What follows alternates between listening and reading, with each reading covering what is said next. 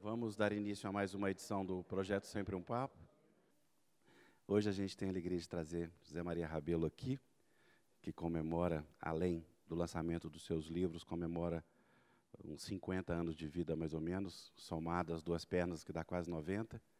E, para mim, é uma alegria muito especial. Conheço o Zé há tantos anos, Fernando, a família toda, e eu faço isso com muita comoção, muito feliz. Mas, antes de convidar o Zé Maria, eu queria convidar a Ângela Carrato para vir aqui participar da mesa comigo e fazer a declaração de amor para ela, porque a Ângela... Peraí.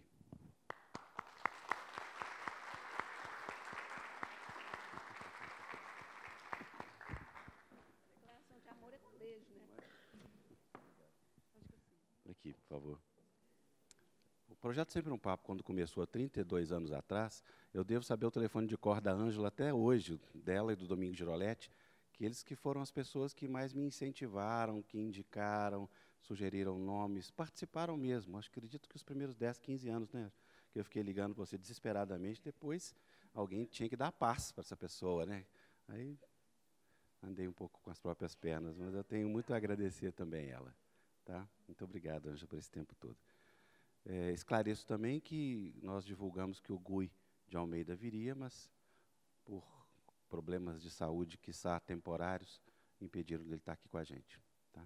Queria convidar o Zé Maria Rabelo para vir ao palco.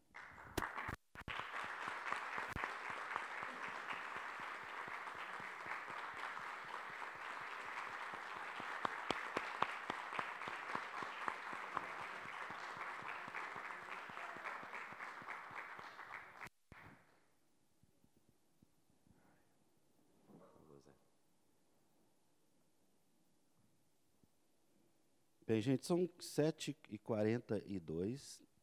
O Zé Maria vai fazer uma palestra até às 22 horas. Logo depois, quem sobreviver vai para os autógrafos. É claro que é brincadeira. A gente está aqui para não só fazer essa homenagem, mas também dar voz para o Zé, ouvir um pouco dessa trajetória de vida que se a gente for, realmente, agora estou falando sério, se for sentar para ouvir, vai ter que fazer uns 10 sempre um papos aqui, de cada um 3 horas. Né? Vamos tentar pegar os pontos mais interessantes. Por isso que a Ângela está aqui, porque ela é a parte inteligente da história, entendeu? Eu fico aqui só observando. E muito obrigado pela presença de todos. O que eu faço agora, Ângela? Eu acho que uma boa ideia é pedir ao Zé Maria para ele falar um pouquinho sobre ele, como que ele se vê, como foi o início, né, da vida profissional dele, e, enfim, porque ele é uma pessoa, um testemunho ocular, né, do século XX e também do século XXI. Que tal? O que você acha da ideia? Legal, Zé. Ou seja, fala o que você quiser.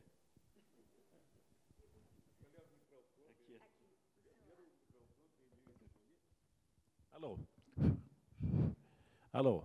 Ô, pessoal, boa noite, viu?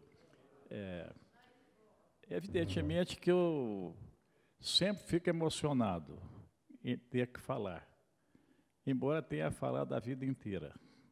Na verdade, eu sou um falastrão. E são muitos anos de falastronice.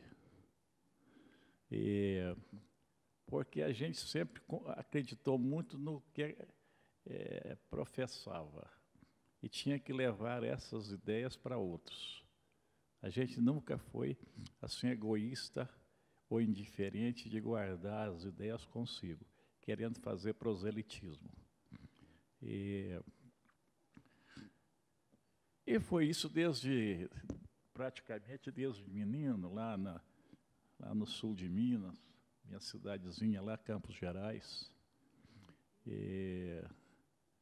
Capaz, ninguém aqui conhecia a cidade, não é verdade? Porque aqui o povo não conhece o sul de Minas. Ah, é? Pois é. Pois é. E depois, estudando, porque lá não tinha ginásio, estudando em Alfenas, estudando em Três Pontas, estudando em Guaxupé, depois Belo Horizonte. E Belo Horizonte abriu assim, a perspectiva para a minha vida. Aquela coisa tão acanhada. Aqui era uma cidade acanhada, mas comparado com o de Campos Gerais e onde estava antes, era um universo novo que se anunciava. E foi aí que eu descobri que certas coisas que estavam lá dentro dos meus sentimentos, nos meus sentimentos mais profundos, que eles estavam na cabeça de outras pessoas. O ideal de justiça social. Porque desde menino, em casa, eu sempre tomava o lado dos empregados. Eu não sabia que aquilo era socialismo. E descobri isso aqui, no colégio estadual, com outros companheiros, que isso não era um sentimento isolado meu, mas era um pensamento que a humanidade abraçara há séculos, havia séculos. E aí comecei a minha atividade política na antiga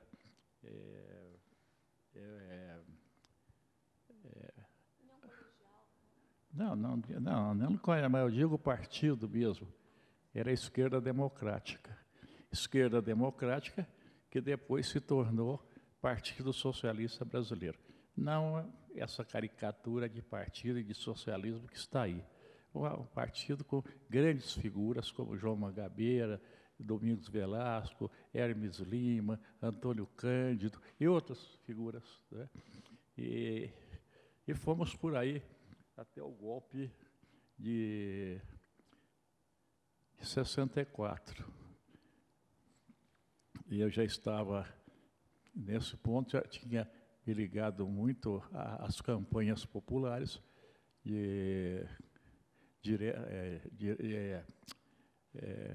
pela posse do Jango, porque você sabe que o Jânio Quadros, eleito em 1960, ele renunciou à presidência da República, alegando que não tinha condições de governar, que havia forças terríveis que o impediam de governar. Então, o vice-presidente, que naquela época podia ser eleito em outra chapa, era o João Goulart.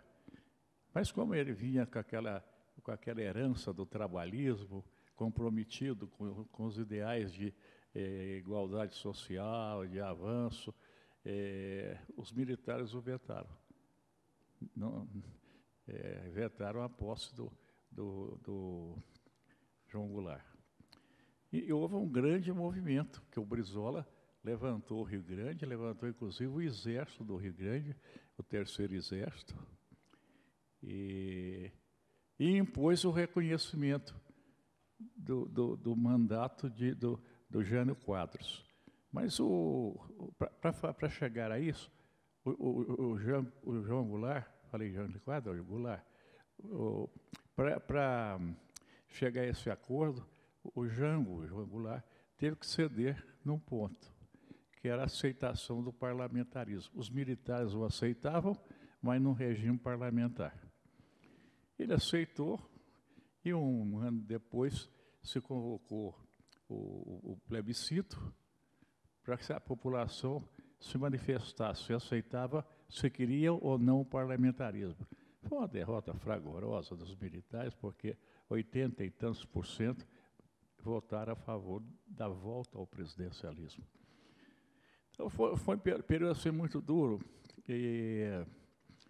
mas aí já começou a conspiração contra o presidente João Goulart. Deixa eu te interromper, Zé. Nesse período você estava em Belo Horizonte? Eu estava em Belo Horizonte porque eu já estava no binômio. Pois é, aí que eu queria que você falasse como é que foi o começo do binômio. Eu vou falar. Estou querendo mostrar o contexto em que se deu a história do binômio. Então, os militares que naquele primeiro momento aceitaram o resultado do parlamento, do plebiscito, eles começaram a conspirar. Houve, inclusive, tentativas armadas. Foi um período muito atribulado da vida brasileira. Nisso, em 1952, dois jovens malucos, que não tem outro nome, um com 22 anos e o outro com 23, resolve fazer um jornal que se diferenciasse da imprensa morna, sem vergonha, corrupta, que era a imprensa de Belo Horizonte na época. Tão monopólica, quase monopólica, porque você fala hoje na Globo, né? O domínio da Globo. Aqui em Belo Horizonte era o seguinte, eram os associados, que tinham o quê? O Estado de Minas, que era o jornal de 80% dos leitores, o Diário da Tarde, que era deles também, a Rádio Guarani, a Rádio Mineira, a TV Itacolomi, a Agência de Notícia Meridional, e o resto eram publicações sem maior expressão, como o diário, chamado Diário Católico, que era diário só, mas se chamava Diário Católico, a Folha de Minas, que era do governo, e uma outra publicação. Na verdade, nós éramos dominados pelos associados, que se alugavam a todo instante aos interesses dominantes. Estou falando isso porque é verdade, os fatos estão aí.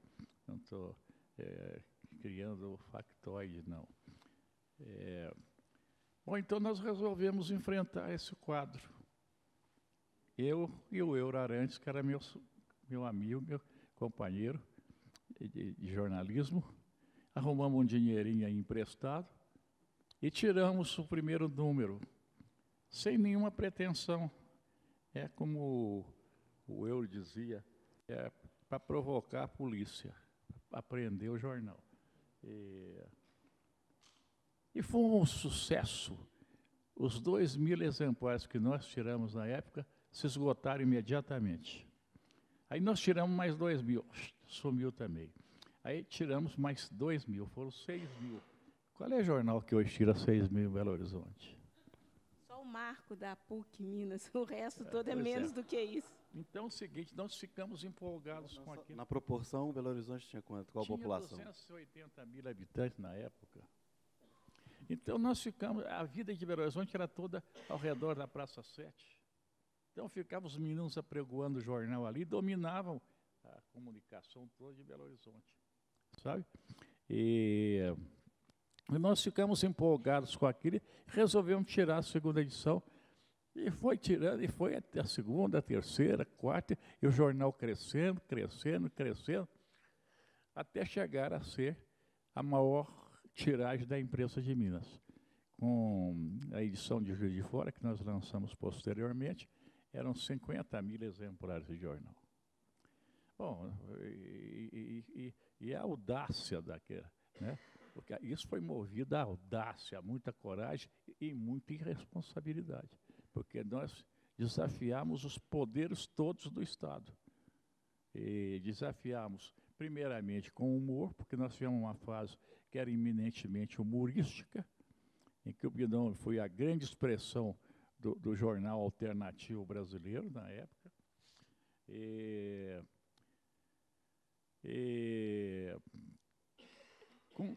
Com frases assim que marcaram época. Manchetes humorísticas, que o Bidão nunca fez pornografia, nunca fez. Mas ele usava muito o duplo sentido. Por exemplo, o Juscelino viajou uma vez, era governador, foi para Araxá com o Joaquim Rola, que era o concessionário do cassino, que havia jogo na época, era concessionário do cassino lá, o seu Juscelino. Então, Juscelino foi a Araxá e levou Rola. Pô, isso o governador do estado. Foi uma gargalhada geral no estado, e com repercussão nacional. Então o Bidão usava muito esses artifícios assim, de linguagem, mas nunca fez pornografia. Só uma pergunta, de quem foi essa frase? Hein? Quem criou essa frase? Quem criou essa frase foi o Milton Amado, um grande jornalista, escritor, tradutor. Um dia ele chegou lá na redação e disse, tem uma ideia para vocês aí muito boa. Eu falei, qual é que é? Ele, então tá ótimo. E lascamos a frase. E lá no final isso esclarecia, não é que possam estar pensando, não era o que possam estar pensando. É que o senhor Joaquim Rola, concessionário, viajou a Araxá levando em sua companhia o governador do estado, Juscelino Kubitschek. Fazíamos essas coisas todas. Você devia filmar aquela... Como é que chama, Ângela, aquele negócio, a hora que todos os editores se reúnem para fazer a pauta? Pois é. Reunião de pauta, né? Vou te mostrar outra aqui também, que mostra essa parte, que é a primeira parte da história do binômio, que é a parte humorística. Porque ele teve 3 fases bem distintas. A fase humorística, a fase panfletária, que foi um dos jornais mais destrutivos do país, e depois a fase do jornal que cobria todos os aspectos o grande semanário. Aqui tem uma outra aqui que eu segura para mim.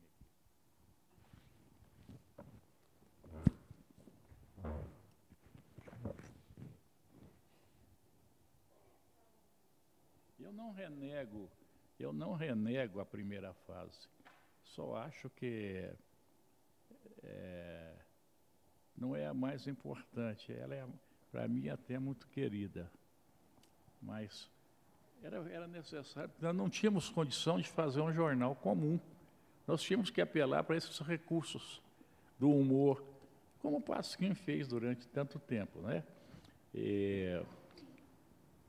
O binômio é considerado o avô do Pasquim, não é? É considerado o pai do Pasquim. Pai?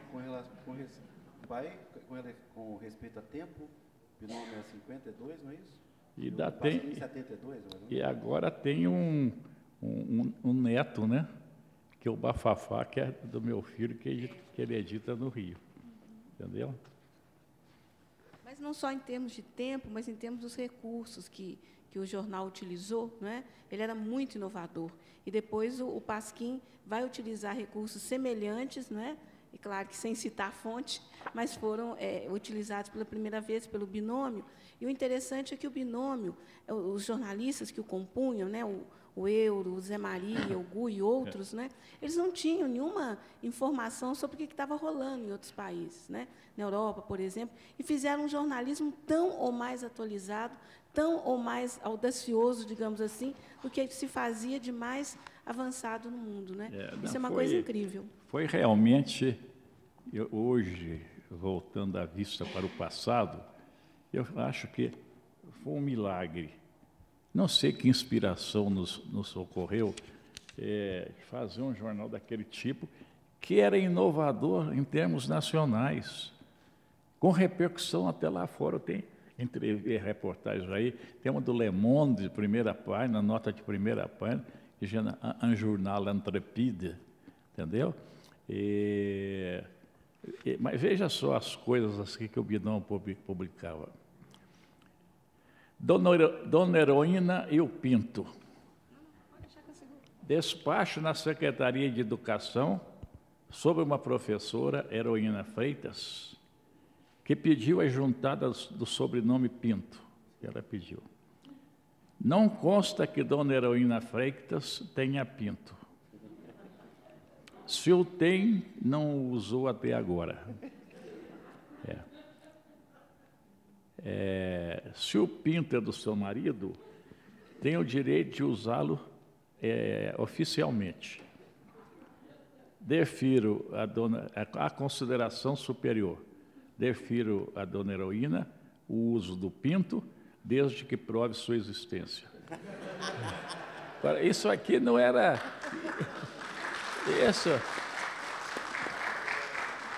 Isso saiu no Minas Gerais. Isso saiu no Minas Gerais, mas saiu lá na seção de atos do governo. Ninguém lia, entendeu? Nós catamos aquilo e pusemos na primeira página. Então, essas coisas todas abalavam a estrutura dominante do Estado, aquela cidade, então, e principalmente Belo Horizonte, cidade pequena, muito provinciana. Por isso que nós chamamos esse livro aqui o Jornal Binômio o jornal que virou Minas de cabeça para baixo. E com uma fotografia também muito interessante. Está aqui o Juscelino nessa de cabeça para baixo, né? E lá dentro o governador plantando bananeira. E aqui. Isso aqui não era nada, é que houve um garden party. Hoje não se fala mais isso, é garden party. Lá no Palácio da Liberdade, eles gostavam de festa, e começou a chuviscar. Então todo mundo botou a cadeira na cabeça. Aí chegou o nosso repórter, pumba. E nós publicamos o contrário. JK plantando bananeira, está aqui, ó.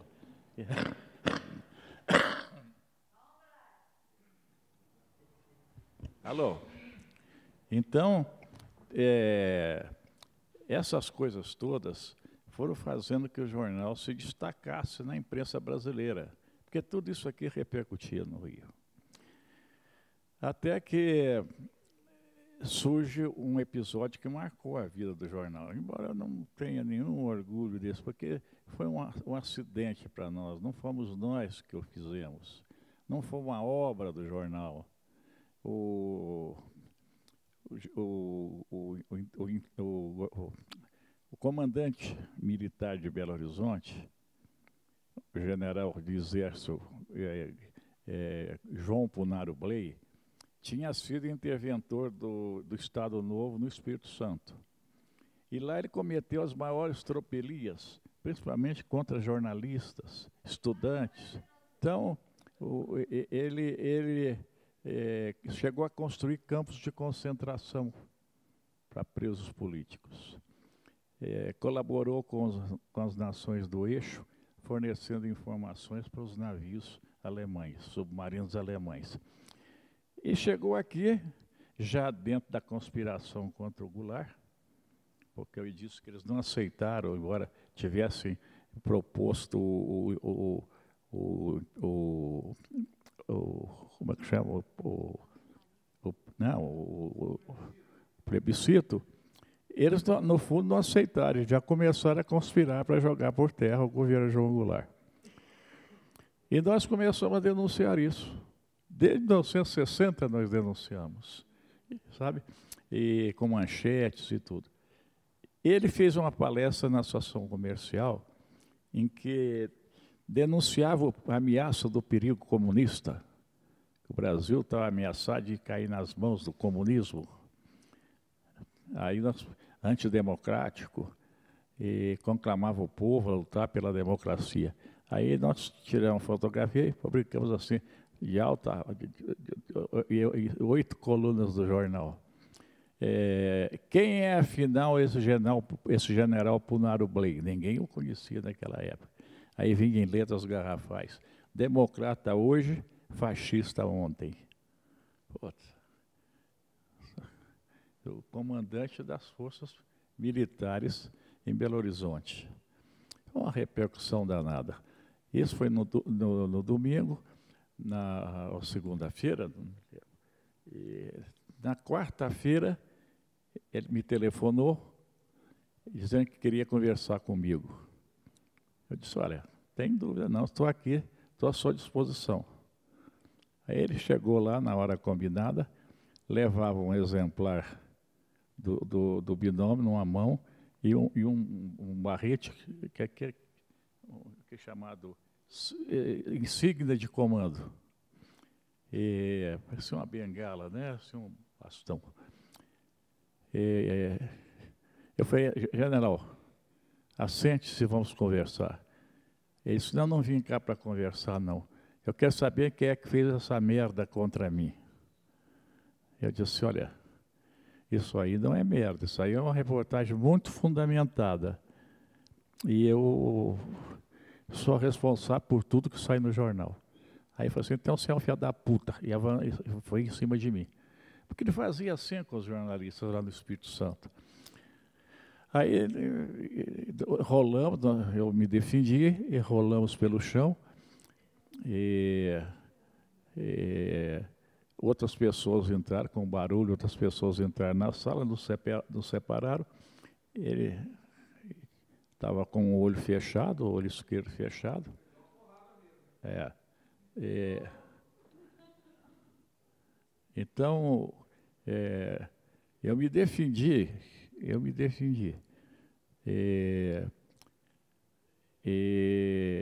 O lábio direito com um hematoma enorme. E aquilo foi muito desagradável, sabe? Porque ele continuou lá xingando, ameaçando, que aquilo não ia ficar assim, que, sabe? Eu falei, mas você não vai voltar. Se voltar, não vai voltar sozinho. E dito e feito.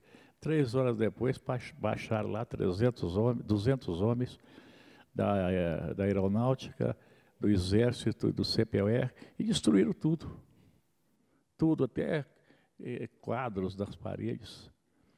E jogavam máquina de escrever lá embaixo, na rua, sabe? Foi um ato de vandalismo mesmo. Aí você me pergunta, e você, onde é que você estava? Eu não estava lá, não sou bobo, né? Se ele disse que ia voltar, eu caí fora. E foi uma sorte, aí saí de Belo Horizonte, aí que vem a história também, tem um folclore, né? Todas essas coisas da história, até antes de você entrar nessa parte da saída, e depois, né, tem toda uma parte enorme do exílio, conta para a gente uma outra matéria muito interessante e que fez história do binômio, né, no binômio, e que continua muito atual. Como é que aquela história que o binômio comprou um casal de pessoas pobres no norte de Minas? Mas deixa eu terminar só essa frasezinha aqui. E então eu saí e veio o folclore, né? Para me disfarçar, eu arrumei a batina que me emprestou o famoso Padre Lage, que era um chamado Padre Vermelho da época, e eu saí vestido como padre. E dizem que quando saía da casa do amigo em que eu estava, uma senhora assim, mas que padrezinho bonito, como é que... Aí que entra o folclore, né? Ninguém viu isso. Bom, o que você perguntou? Aquela famosa matéria do binômio, que o binômio comprou um casal de retirantes. Aquilo ali foi uma reportagem, porque nós, na segunda fase, a primeira fase era o humor. Depois a terceira fase, a segunda fase, era um jornalismo de combate muito agressivo, sabe? E depois veio a terceira fase, que era das grandes reportagens. Fizemos grandes reportagens. Uma delas foi essa, feita pelo Roberto Drummond. Nós soubemos que lá em Montes Claros havia uma feira de comércio de escravos, de trabalhadores para trabalhar em condições de escravidão nas fazendas, sobretudo de Minas e São Paulo. Então, nós fantasiamos o Roberto e o Antônio Cossenso, que é fotógrafo, está aí até hoje, para irem lá comprar um casal. E eles foram e compraram. E trouxeram para cá. E isso nós exibimos no Brasil todo, foi um sucesso extraordinário, sabe, de reportagem. E depois, o problema maior não foi ter comprado, foi ter nos livrado, porque eles ficaram tão satisfeitos, inclusive com a vida que estavam levando, aqui, Rio, São Paulo, que não queriam ir embora. Não estavam querendo ser alforriados. Não voltar para Montes Claros, não? Para Montes Claros, lá para norte, lá para o fim do mundo. E o pior é que a Maria arrumou, nesse íntere, aí nos hotéis, a Maria arrumou um filho. Entendeu? E foi um problema, sabe, que nós tivemos para encaminhar bem. Aí arrumamos um emprego para ela numa fazenda aí, não sei onde é que foi, sabe? Para eles ficarem lá na fazenda. Esses detalhes assim são curiosos, porque eu sempre digo que eu trabalho muito com história. Esses detalhes são tão importantes como os detalhes substantivos que são lembrados de um modo geral pelos historiadores. Porque tudo que acontece é história, né? E às vezes é um aspecto muito importante que são desprezados pelos historiadores. Eu me ocupo muito desses detalhes. Bom... Espera aí, mas arrumou um emprego para eles? Arrumamos lá uma fazenda. Quanto tempo depois? Eles foram para lá depois dessa turnê aí para o Rio, São Paulo, televisão, então uns 3 meses eles ficaram por nossa conta, sabe? E o Roberto Drummond, foi aí que ele realmente alcançou grande notoriedade. E outras grandes reportagens, como, por exemplo, nós reservamos locais em hotéis de Belo Horizonte, em colégios, sobretudo colégios católicos da época, para matrícula matriculando alunos, sem dizer que eles eram negros. Quando nós chegamos lá, aí aquela situação de mal-estar e tudo, porque esses colégios não aceitavam estudantes negros. Aí fotografamos tudo, foi uma reportagem. Clubes também, né? Ah, o Automóvel Clube também não aceitava nem negros nem judeus. Entendeu? Hein? Mas no Minas não mexeram nessa época, o que eu me lembro foi o Automóvel Clube. O Arthur Assos, por exemplo, que era judeu, não foi aceito como associado, nem o Luiz Enche, que era presidente da companhia Vale do Rio Doce, né? Belgo Vale. Da Vale. Belgo Mineiro. Não, Belgo não. É Belgo? Ele não foi aceito lá no Automóvel Clube. Hein? Não. Devia ser judeu, porque ele não foi aceito. Ele não foi aceito sob a alegação de ser judeu. Entendeu? Mas tinha também as matérias sobre grilagem urbana, Antônio Luciano, muita coisa, né? Antônio Luciano, que eu digo, nós éramos muito irresponsáveis, porque nós enfrentamos tudo, sabe? De peito aberto. Antônio Luciano era o homem mais rico de Belo Horizonte. Ele tinha, dizem que 20 ou 30 mil lotes. Até hoje, a família é muito rica, né? O hotel financial é deles. E tem outros edifícios, tem terrenos aí por todo lado.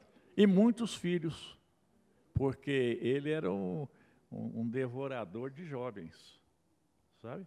Ele tinha o banco, ele contratava as meninas, geralmente moças mais pobres, e se juntava a elas. Sabe? Estou usando uma expressões muito suaves, né? Dizem que ele deixou 2.000 filhos. 60 eu conheço, o resto eu não posso afirmar. Mas de vez em quando aparece um aí, eu falo, isso aí é filho do Luciano, sabe? E nós fabricamos tudo. É uma charge que nós fabricamos. Algumas pessoas acham que eram muito assim, duras, que era hotel financial, hotel financial da produção, que se chamava. Então, hein? Não, parecendo dizer o banco financial e o hotel. Banco financial da produção. Aí nós fabricamos banco financial da reprodução. Entrava uma fila de mocinhas com a bolsinha na mão, e do outro lado saía a outra fila com as meninas já de neném no colo. Belo Horizonte cresce, era o título da charge. Tudo isso fazia a cidade ficar vidrada do Bidão. Era um acontecimento quando o jornal saía. Às vezes havia até fila esperando o jornal. E os dois aí andando à toa pelas ruas da cidade, sabe? Depois, no final, quando houve ameaça de golpe, nós já tínhamos um esquema de segurança. Antes do general Punaro Bley, vocês enfrentaram algum tipo de ameaça, enfim, algum tipo de intimidação pelo tipo de jornalismo? Processo. Muitas agressões, inclusive. muitas agressões. Eu me lembro de uma lá em Barbacena, que houve uma festa lá, numa fazenda, nós fomos lá e o pessoal do Bias Forte foi nos esperar na estrada, sabe? E que Bias Forte era o governador de Minas, que nós criticávamos muito, porque era um governo muito corrupto e incompetente. E família aí secular na história de Minas, né? E outros casos aí, em clubes, provocações, e quando eu vejo aí essas coisas que acontecem hoje, para mim não são novidade, não. Nós vivemos essas coisas, sabe? Por exemplo, aquele incidente lá na Secretaria da Saúde, como é que chama? Qual? Ali atrás do mercado. Atual Minas Centro, mas na época, você fala o comício do Brizola, o comício que ele ia fazer lá? Então veio na campanha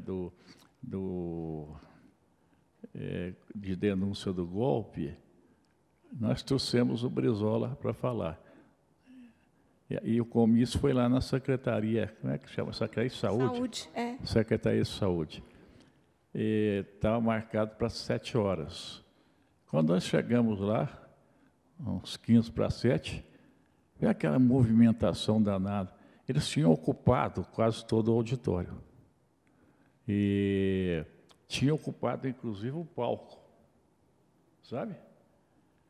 Para não nos deixar falar. Mas o Brizola não tinha chegado ainda, ele estava chegando.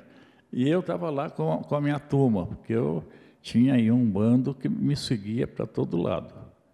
Aí eles falaram assim, mas nós vamos deixar essa gente ocupar lá o palco é nosso. Eu falei, se vocês quiserem, nós vamos lá. Aí eu fui na frente, que eu ia sempre, sabe? E fomos lá e derrubamos o pessoal que estava na primeira parte derrubamos a mesa, que eram 2 mesas, derrubamos a primeira mesa, jogando para cima. Mas antes eu tinha falado na mesa, falei nessa mesa, entendeu? Já tinha falado lá embaixo, aí falei nessa mesa, aí viramos a mesa, íamos virar outra mesa, eles se afastaram. E foi uma troca de cadeiradas, o diabo lá da Secretaria de Saúde. E nós íamos jogá-los no vão da orquestra, sabe? Que eu tinha uma turma boa, por isso que eu sobrevivi, entendeu? Tinha uma turma boa de briga.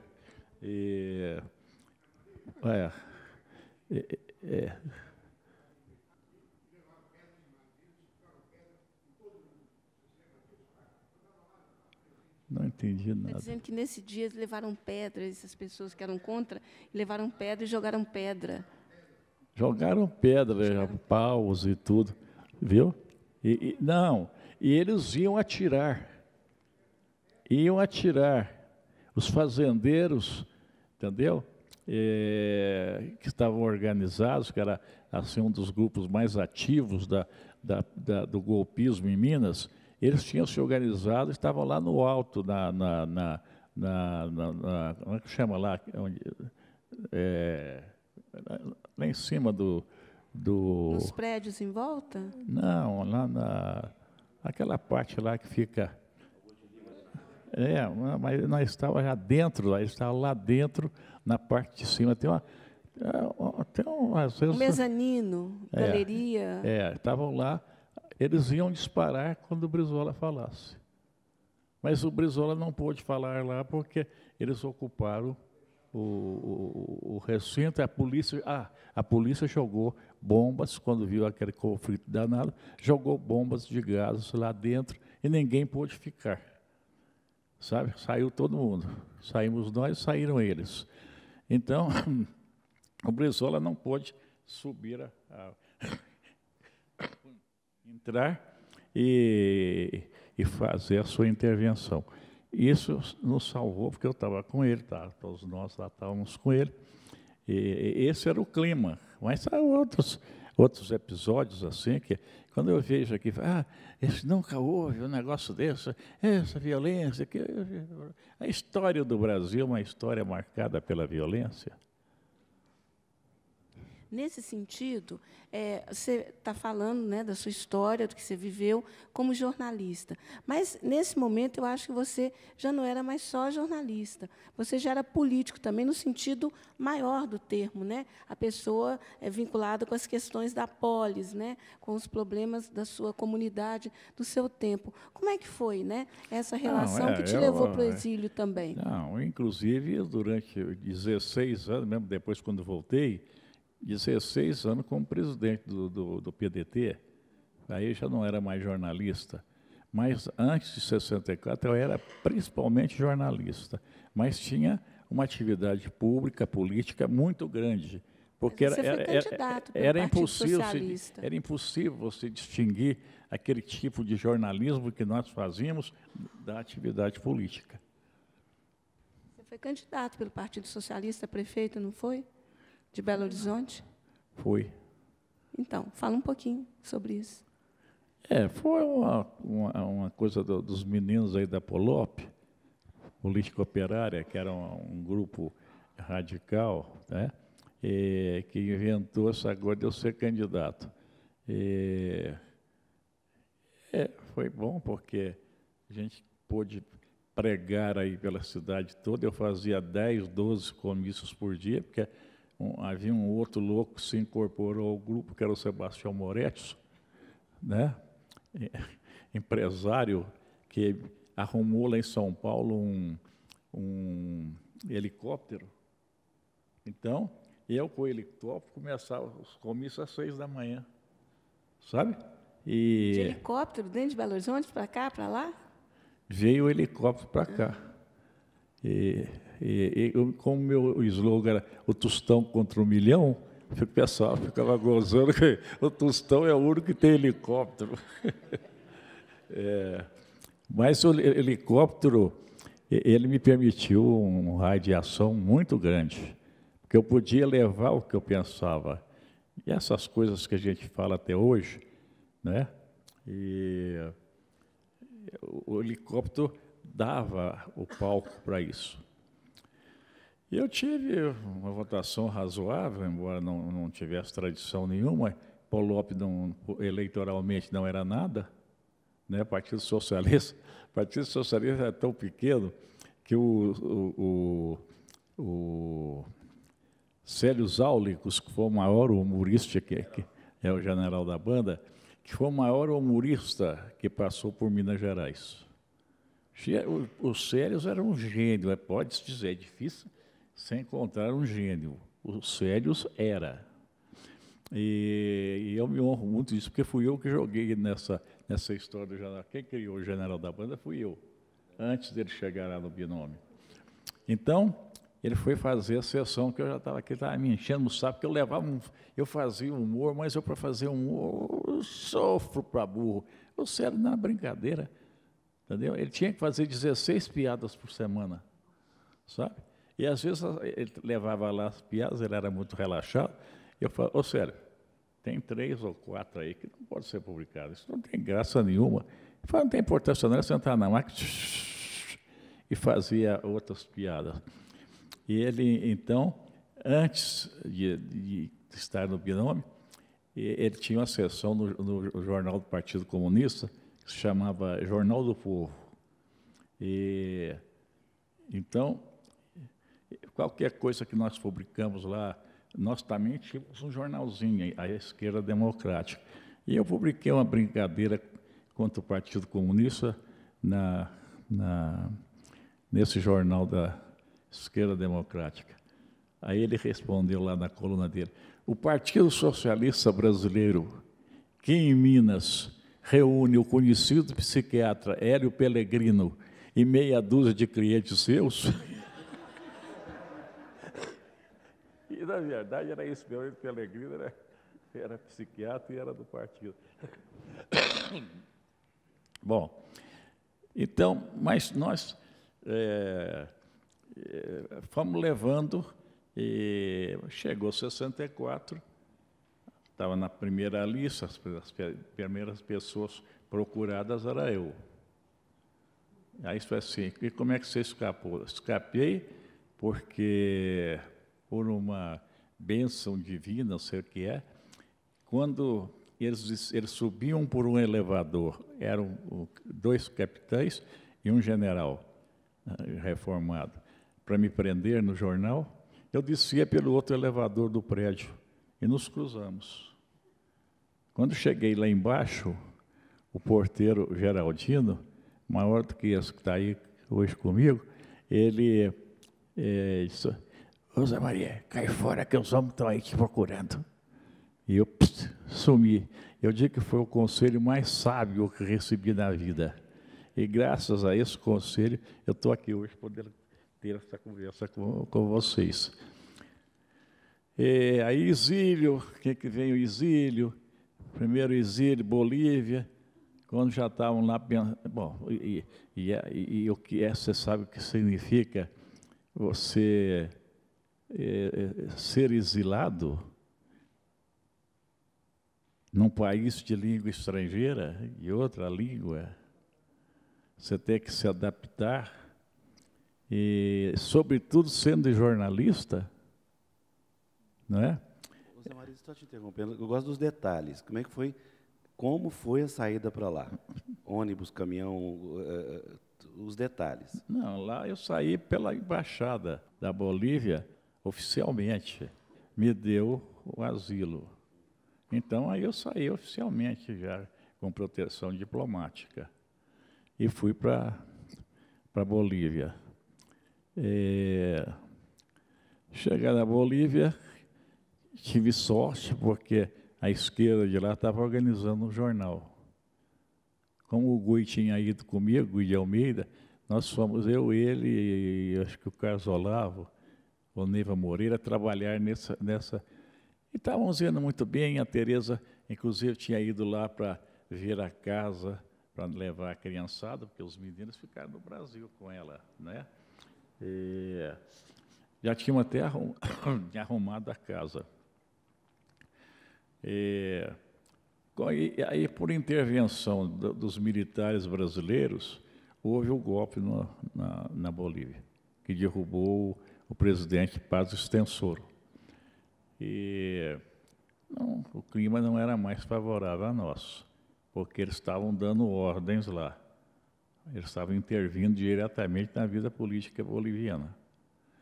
E você eu gosto muito de ver esses aspectos que eu disse, que parecem ser secundários na história das pessoas e dos países, e que não são, muitas vezes, eles são mais importantes porque definem um contexto. A Bolívia é um país indígena, 80% de índios. E sempre, agora tem tido mais estabilidade, mas antes vivia em extrema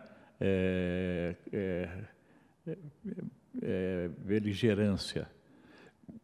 E um dia estava lá, nós estávamos lá, vinha uma revolução, uma marcha pelas ruas de La Paz, abarro, passa, abarro, não sei o que e tal, viva a revolução e tal. E a Tereza, minha querida mulher, minha primeira mulher, ela era muito loira, descendente de holandeses, ela muito clarinha, e quando nós estávamos atravessando a rua, vinha a marcha, virou na esquina. Você sabe que eles ficaram tão desorientados com aquela aparição, que parou a revolução. A Tereza foi a única pessoa do mundo que parou uma revolução, entendeu? E ficamos lá, aí tratar de ir embora, porque não dava mais condições não havia mais condições de continuar na Bolívia. Então, esse foi o segundo golpe, né, na sua história. Mas e no Chile? Outro, golpe, né? Aí fomos para o Chile, que estava ainda recebendo exilados e tal, e ficamos lá cerca de 8 anos. essas meninas aí, se alfabetizou, o Fernando se alfabetizou lá. O Didi já estava alfabetizado, mas foi lá que ele fez, inclusive, as experiências de pintura. Nós nos adaptamos muito. O Chile é nosso segundo país. Nós amamos o Chile. E é um país fantástico. Nesses últimos 100 e tantos anos, nunca tiveram uma ditadura. Quando veio a do Pinochet, que foi sangrenta, o país é de tal maneira consciente da vida democrática que a junta aceitou um plebiscito para saber se continuava ou não no poder. E como esse plebiscito indicou o afastamento, os militares bateram continência e passaram o poder para os civis, reentregando o poder aos civis. Esse é um país extraordinário, país que não tem analfabeto, país, sabe... Mas a ditadura lá foi barra pesada, né, foi Pinochet? Muito pior do que aqui, sabe por quê? Porque a ditadura não é que seja o brasileiro seja mais suave nem nada, porque lá a reação era muito forte. Por que na Argentina foi pior ainda? Por causa das organizações guerrilheiras, que mantiveram lá em permanente estado de guerra. Na Argentina, no Chile, morreram 3.000. Aqui foram 600. Precisa dizer muito pouco. Por quê? É porque os militares daqui eram melhores que os militares de lá. Veja os documentos da CIA, que era para matar mesmo. A tigrada tinha que matar. Tigrada era de tigre, os pistoleiros do exército que serviam às altas autoridades. Então, lá a luta foi muito mais acirrada, então foi proporcionalmente muito mais, porque o Chile é um país de hoje 15 milhões de habitantes, e na Argentina maior ainda, você sabe. E eles estão processando. Todo dia tem militar lá sendo processado por tortura, porque a tortura é crime inafiançável. Menos no Brasil, parece, né? Bolsonaro está aí defendendo tortura. Por isso que eu estou dizendo. Então, é o seguinte, foram anos de intensa experiência, sabe? Isso é que nós aprendemos aí, inclusive, como as classes dominantes da América Latina são insensíveis. O Brasil foi o último país a abolir a escravatura. Um país tão rico quanto o nosso, não era para ter um povo tão pobre como o nosso. O país tem as maiores reservas aquíferas do mundo, tem as maiores reservas hoje de petróleo, uma das maiores do mundo, que tem as maiores florestas. Tem ou tinha? Não, quem é que eu falei? Da natureza. A natureza nos deu isso. As florestas, tudo isso que nós temos, essas elites não souberam transformar isso numa nação. E estamos aí, um povo tão pobre. Isso é uma tristeza, que coisa incrível. Eu digo assim, a gente que lutou sempre contra isso, em certos momentos vem uma frustração. Não conseguimos mudar. Se não houvesse uma convicção muito forte, a gente desistiria. Só não desiste porque sabemos que essa não é a atitude correta. A atitude é continuar lutando, por maiores que sejam as derrotas. E eu digo uma coisa. Fala um pouquinho do exílio, agora já na França, não é? Em que você conviveu com muita gente, na livraria que você teve em Paris, inclusive, num primeiro momento, em sociedade com o ex-governador Miguel Arraes, né? Bom, deixa eu ver. Primeiro foram as livrarias do Chile, né? Foram 6 livrarias de ciências sociais, porque Santiago é a capital dos estudos de ciências sociais da América Latina. Então, lá, CEPAL, IOPA, Escolatina, são organismos internacionais muito fortes.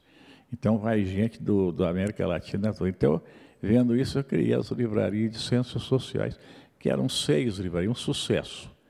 Perdi tudo isso, né, com o golpe. E depois fomos para a França. E foi muito engraçado que eu estava lá o embaixador francês foi me comunicar lá na embaixada da Bolívia, que foi um horror. A embaixada da Bolívia foi um horror, porque era um apartamento pequeno, uns 300 metros quadrados, e que em certo momento havia... Panamá. Em certo momento havia... Quantas? 400 pessoas, 300, 400 pessoas. Aqui não tinha nem jeito de ficar de pé. A gente ficava encostando uns nos outros. Então, as Nações Unidas providenciaram a saída, tirar aquele ali, porque nós íamos morrer sufocados. E conseguiram que o governo francês recebesse uma parte desses exilados. E aí eu me candidatei e consegui que resolvesse. Éramos eu, e a Tereza e o Álvaro. Aí o embaixador foi todo feliz lá, falou assim, Monsieur Rabelais, voilà, le passeport, meu governo aceitou o seu exílio. Eu falei, o embaixador, mas faltam os outros. Ele falou, que outros? Tem mais 5.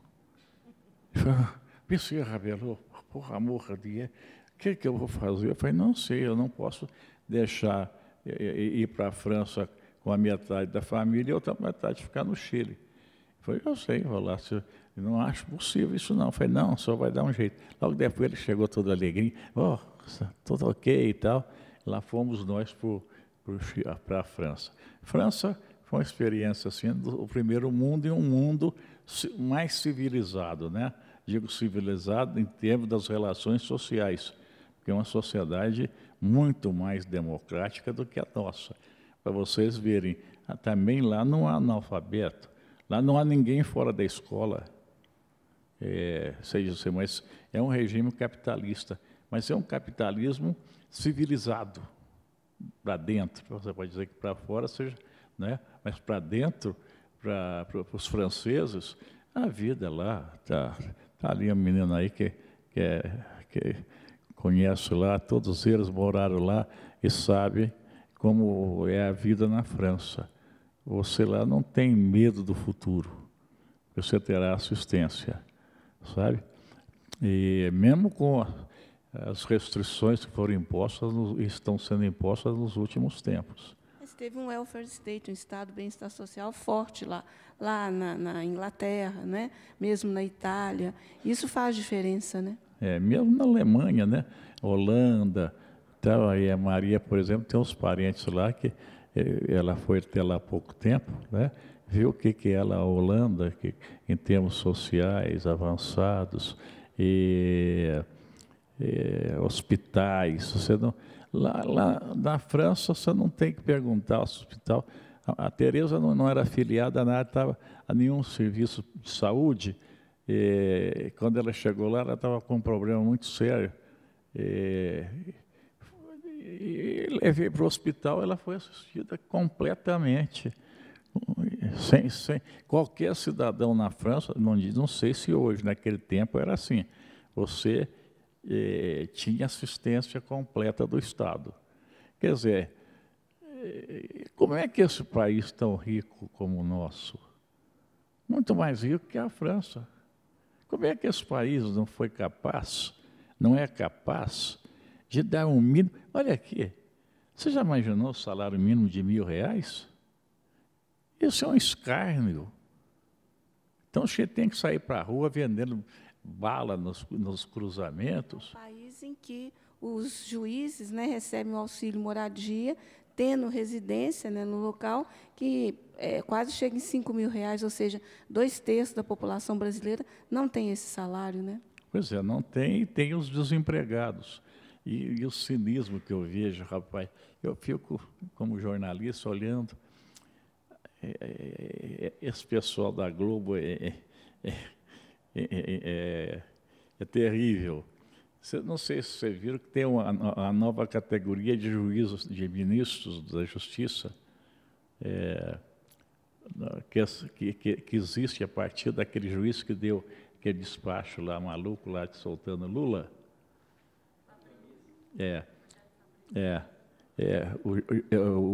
O ministro interino da Justiça, e o tempo todo ministro interino, como se isso fosse uma categoria, não, é porque ele estava ali interino, respondendo pelo Ministério. E ficam repetindo isso o tempo todo. Agora, como eles não podem falar mais como falaram, que essas manifestações são os desempregados aí que o PT movimenta, porque são desempregados de quem? Desempregado do Temer. Então, eles não podem. Eu agora ouvi lá anteontem, são manifestantes orgânicos. Mas veja você, e fica repetindo isso, e fica aqueles cachorrinhos da Globo News ali, repetindo o dia inteiro. Entendeu? As pessoas que é orgânico, porque trabalham em alguma organização, não sei, sabe? Pois tudo isso forma o poder do sistema político-social que vem da escravidão, com a mesma insensibilidade, porque as pessoas que lidavam com os escravos eram pessoas normais, iguais a nós. E daqui a alguns anos, quando nós avançarmos no tempo e olharmos para trás, nós vamos ter vergonha da nossa atitude hoje, tão compassiva com os pobres e miseráveis do Brasil. Nesse sentido, já que você trouxe as coisas para os dias atuais, faça um paralelo para a gente entre o golpe de 64 e o golpe atual em processo. O que tem de semelhança, o que tem de diferença? O de 2016 em processo. Na essência, eles são a mesma coisa, são formas de contra-revolução, para impedir os avanços da sociedade. Porque mesmo como que está aí, eles acham que é pouco, porque o Brasil, sobretudo o plano internacional, ele é fundamental para os Estados Unidos, que são a matriz de tudo isso, porque a direita está lá, quando fala direita é o perigo, né? Porque não existe isso não, a direita vem desde da Assembleia Nacional Francesa, da Revolução, né? Que a direita ficava, os progressistas ficavam à esquerda e os progressistas ficavam à esquerda. Daí veio esquerda e direita. Mas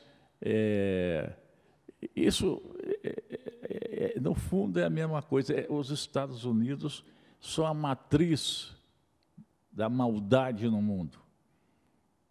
Um país que tem quantas bases espalhadas pelo mundo? 300 bases. Para quê? Para quê? Para entrar aqui, como eles estavam na Operação Brother Sun, para intervir em 1964. Como estavam lá no Chile em 1973, já nas costas da Marinha Americana, para intervir. E como estão até hoje em Guantánamo. Isso é normal, eles estarem ocupando uma parte do território cubano.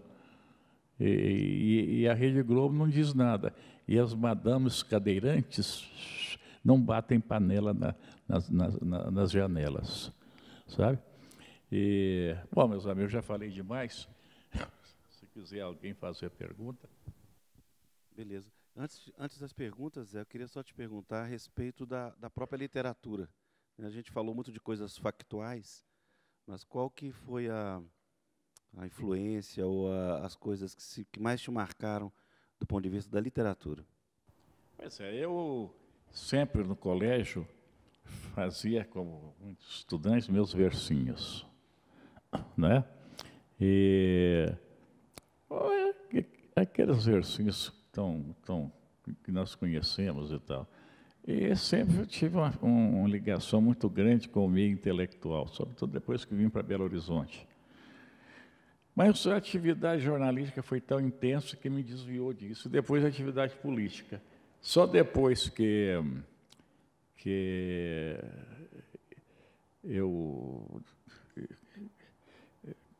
me aposentei, aí foi, agora eu posso me dedicar a... Estou aí com 5 ou 6 livros já editados, com muito cuidado, pode não ser os melhores, mas foram feitos com muito esforço e com uma preocupação de qualidade. Qualquer palavra ali está estudada. Sabe que eu não acredito nessa coisa de escrever, pronto. Ou talvez seja incompetência minha. Mas para você escrever bem, você tem que reescrever bem. Então, aí passei a viver em função disso. E é ótimo porque eu não tinha como continuar sendo jornalista aos 90 anos. E posso continuar sendo escritor, jornalista e tudo mais relacionado à atividade intelectual aos 90 anos, como eu estou fazendo. Eu tenho ainda, nós devemos soltar este ano um livro que vai ser muito comentado, que é a História Geral de Minas. Eu, João Antônio de Paula, que você conhece, lá da Ciência Econômica, o Fernando Correia Dias, que morreu, aliás, antes de terminar o livro, e o Ricardo Faria, não sei se vocês conhecem, que é historiador. Então, nós nos juntamos e fizemos esse livro, que já está pronto, que deve sair em outubro ou novembro. História Geral de Minas, desde os tempos mais antigos, em que aqui, quando chegaram os primeiros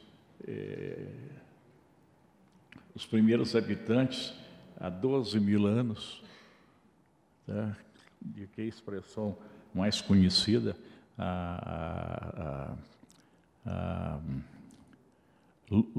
Luzia, que foi aquele crânio descoberto em Lagoa Santa, que dizem que os historiadores, os especialistas, que é o elemento assim, mais antigo da formação de Minas. A Luzia devia ter 12 mil anos, 12, 13 mil anos. Então, nós vamos lá buscar os inícios da construção da sociedade mineira. Não ficamos só na história oficial desses últimos 4 ou 5 séculos, aí, e fizemos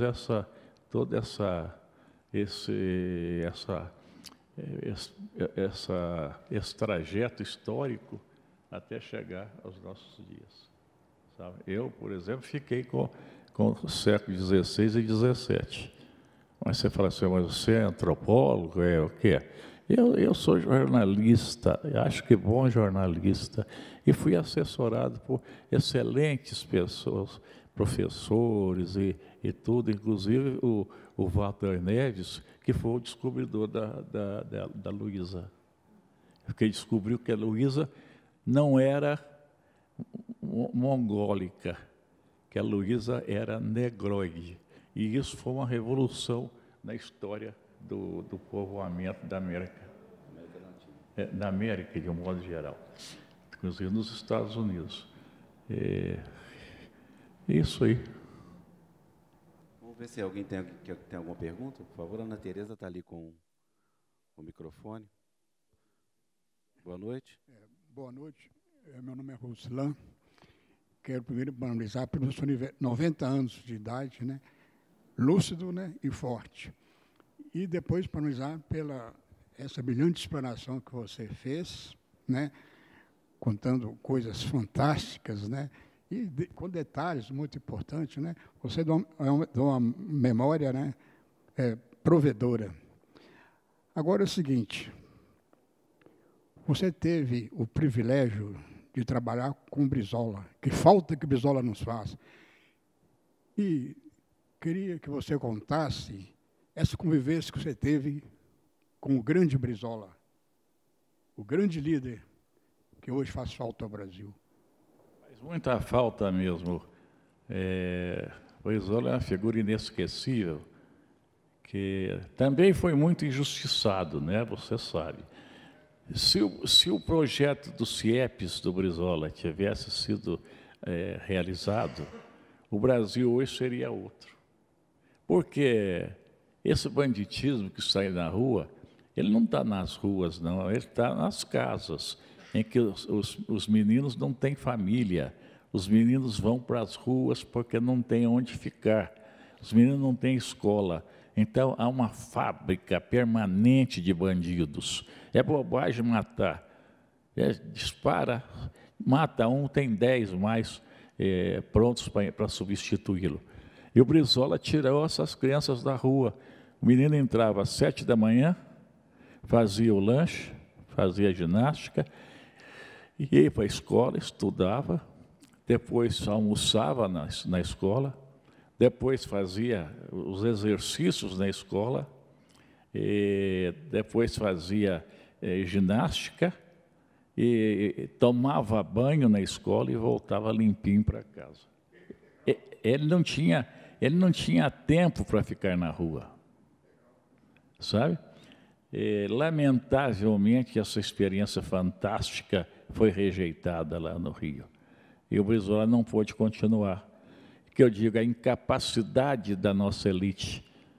Porque se fosse uma elite competente, teria desenvolvido esse projeto fantástico do Brizola. E nós teríamos hoje um outro... O Rio, eu fico triste, porque eu amei o Rio.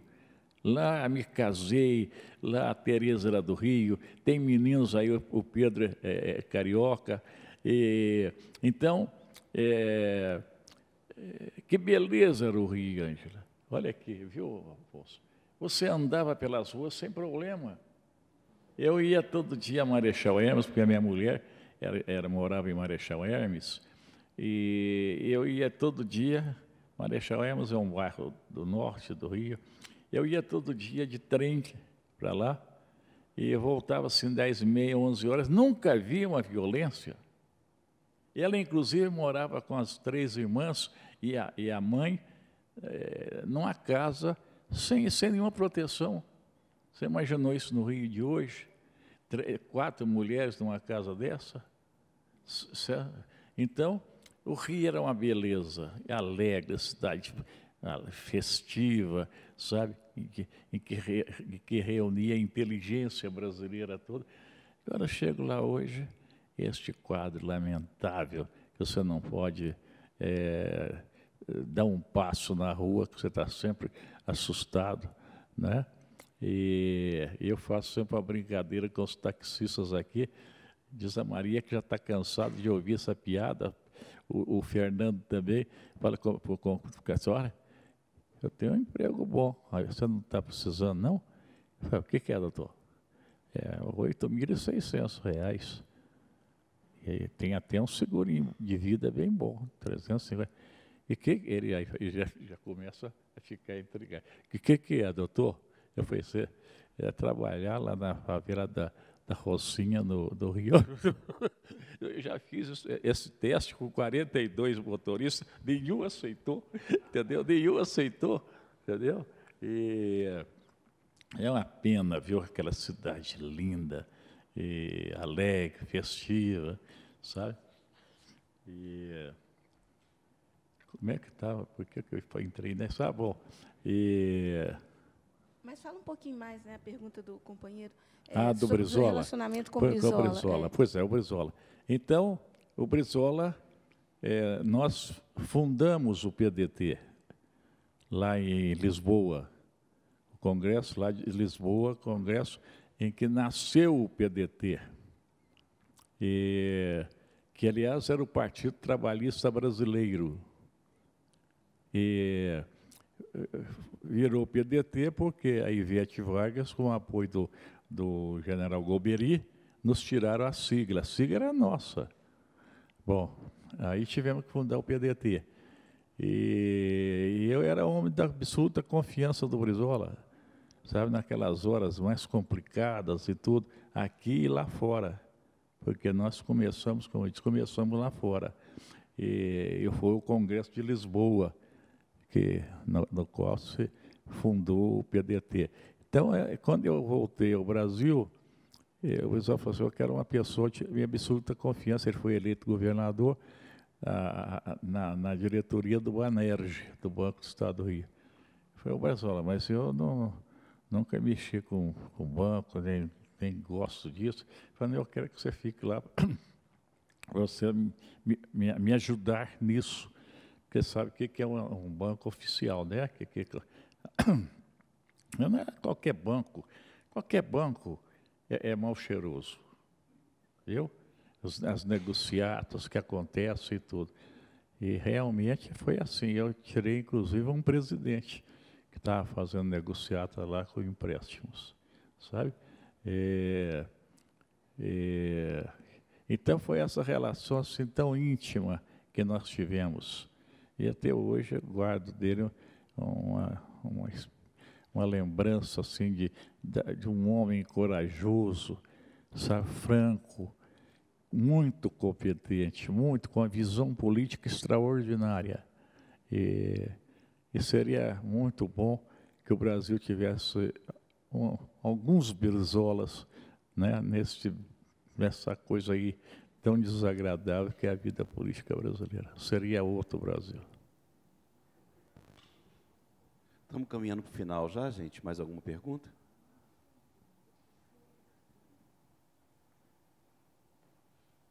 Boa noite. Prazer, seu Zé Maria, meu amigo. É Celeste. Eu gostaria de saber como que o senhor está achando essa vinda desse senhor militar lá dos Estados Unidos aqui no Brasil, de olho na Venezuela. E parece que ele chegou ontem, né? Como que o senhor vê isso? É uma outra... Pode comparar com essa história que o senhor contou da Bolívia? Não, aqui no Brasil eles não têm dúvida, porque é por causa da eleição. Porque agora não, esse governo que está aí é subalterno a eles, né? Não tem problema. A Venezuela estão com aquilo atravessado na garganta. É ditadura, lá é ditadura. Israel não é ditadura, entendeu? Porque é ligado a eles, e outros mais. Então, aquilo ali não sabe o que fazer, porque não tem como tirar o Maduro. E agora já estão brigando também lá na Nicarágua, já tomaram posição. Então, eles querem manter as suas bases na América Latina como condição de poderio mundial. Você imagina se ele já não tem a China, não tem a Rússia, não tem Cuba, olha que Cuba é um caroço lá na garganta deles, né? Não tem a Venezuela, a Nicarágua está lá, o Peru também está com problemas. Então, se eles perdem o Brasil, que é a grande potência latino-americana, há um desequilíbrio na balança de forças mundiais contra eles. Então, tem que estar aqui em cima o tempo todo. Vir conferir aqui pessoalmente como é que andam as coisas. O que vem aí? O que vem aí? E se nós não sabemos, eles também não sabem.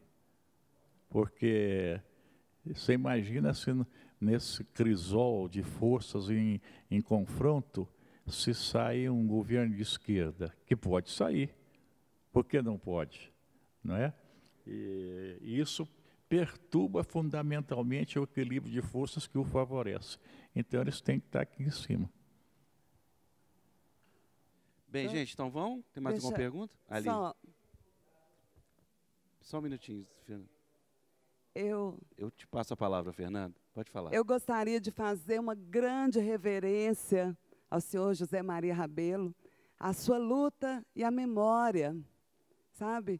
Para nós, né, do Brasil, é muito bom vê-lo lúcido, contando essa história, assim, é de emocionar. E eu queria que o jornalista fizesse um comentário da situação brasileira hoje, do que vive o Brasil hoje. Que visada esse jornalista dá sobre a situação do Brasil hoje.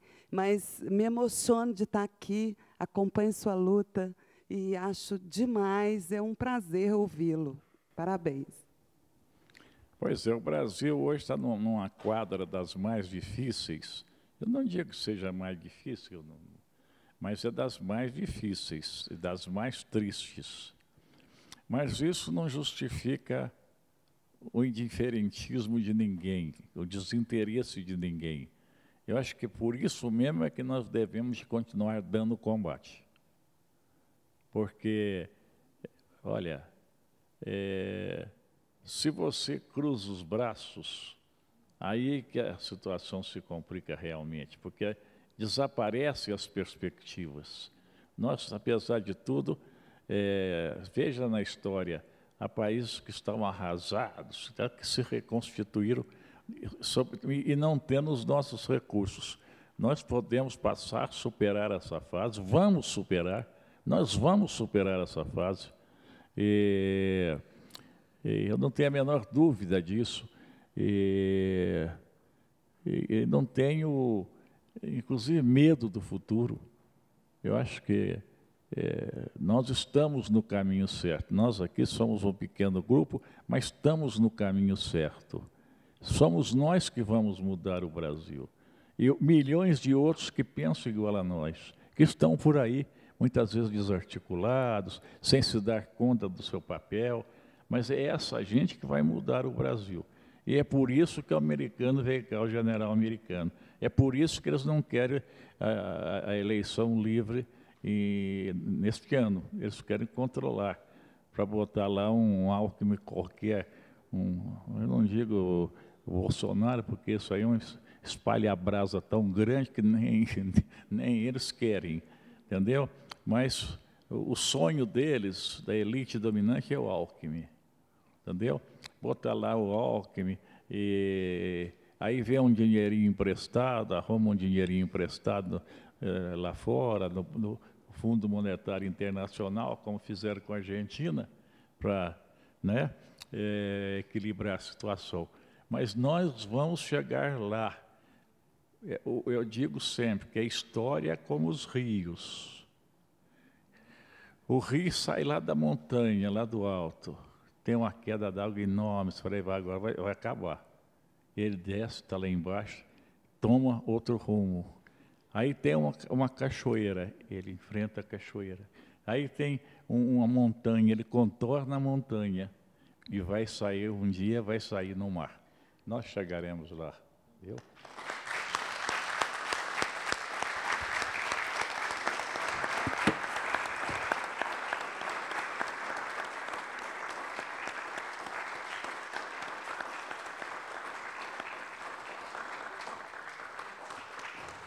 Bem, gente, tá bom, né? Obrigado por tudo.